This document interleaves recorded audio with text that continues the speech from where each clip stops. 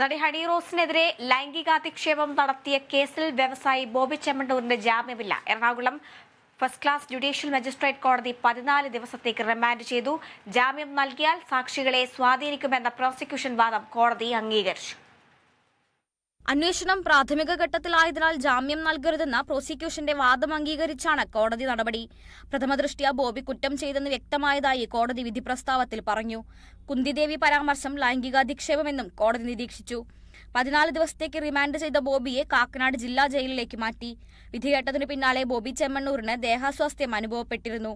പിന്നാലെ ജനറൽ ആശുപത്രിയിൽ വൈദ്യപരിശോധന നടത്തിയ ശേഷമാണ് ജയിലിലേക്ക് മാറ്റിയത്.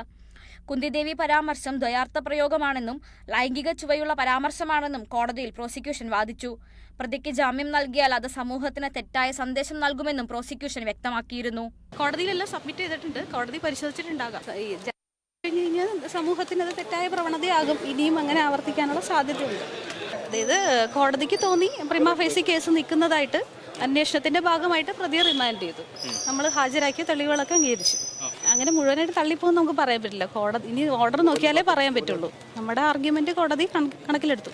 വ്യാജ ആരോപണമാണെന്നും മഹാഭാരതത്തിലെ ഒരു കഥാപാത്രത്തെക്കുറിച്ചാണ് പറഞ്ഞതെന്നും ബോബി ചെമ്മണ്ണൂരിന്റെ അഭിഭാഷകൻ വാദിച്ചു. ബോബിയുടെ വാദങ്ങളൊന്നും കോടതി അംഗീകരിച്ചില്ല. വൈദ്യപരിശോധന പൂർത്തിയാക്കി ബോബി ചെമ്മണ്ണൂരുമായി പോലീസ് വാഹനം ജയിലിലേക്ക് പോകാൻ ശ്രമിക്കുന്നതിനിടെ ബോബിക്കൊപ്പമുണ്ടായിരുന്ന ആളുകൾ പ്രതിഷേധിച്ചു. പോലീസ് വാഹനം തടഞ്ഞായിരുന്നു പ്രതിഷേധം. നാടകീയ രംഗങ്ങളാണ് ആശുപത്രിയിൽ അരങ്ങേറിയത്. Kerala vision news, Kochi.